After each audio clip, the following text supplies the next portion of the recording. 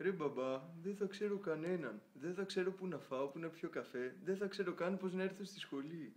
Μην ασχολείσαι με αυτά. Εσένα να σε νοιάζουν μόνο τα μαθήματά σου, να κάτσεις στα πρώτα έδρανα και να γνωρίσεις καθηγητές. Μπαμπά, νομίζω ότι φτάσαμε. Γεια σου, είσαι πρωτοετής. Είσαι καινούριος εδώ. Χρειάζεσαι σημειώσεις. Ξέρεις το νέο πρόγραμμα. Δώσ' μου το κινητό σου να πάμε για κάνα καφέ εδώ κοντά. Θέλεις να ξέρεις τα πάντα για το πανεπιστήμιό σου χωρίς τη βοήθεια καλουθελητών?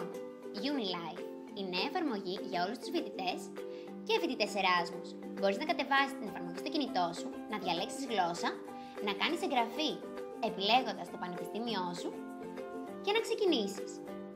Στην μπάρα πλοήγησης αναγράφεται το πανεπιστήμιο που επέλεξες, ο καιρός στην περιοχή του πανεπιστημίου και οι ρυθμίσεις.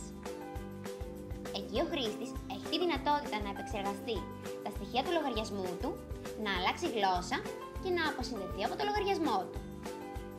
Ο χρήστης βλέπει όλες τις λειτουργίες του UniLife.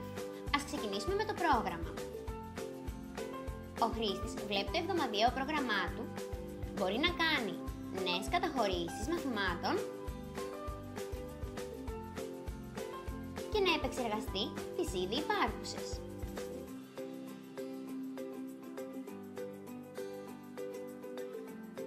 Στην ατζέντα, ο χρήστης αποθηκεύει τις σημαντικές του ημερομηνίες για τις οποίες μπορεί να ενημερωθεί από την εφαρμογή εάν το επιλέξει.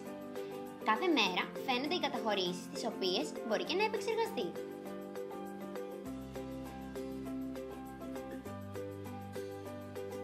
Το UniLife παρέχει λίστες για τις πιο κοντινές καφετέριες, γρήγορο φαγητό, φωτοτυπικά κέντρα και μπορεί να τις ταξινομήσει είτε αλφαβητικά είτε ανά απόσταση.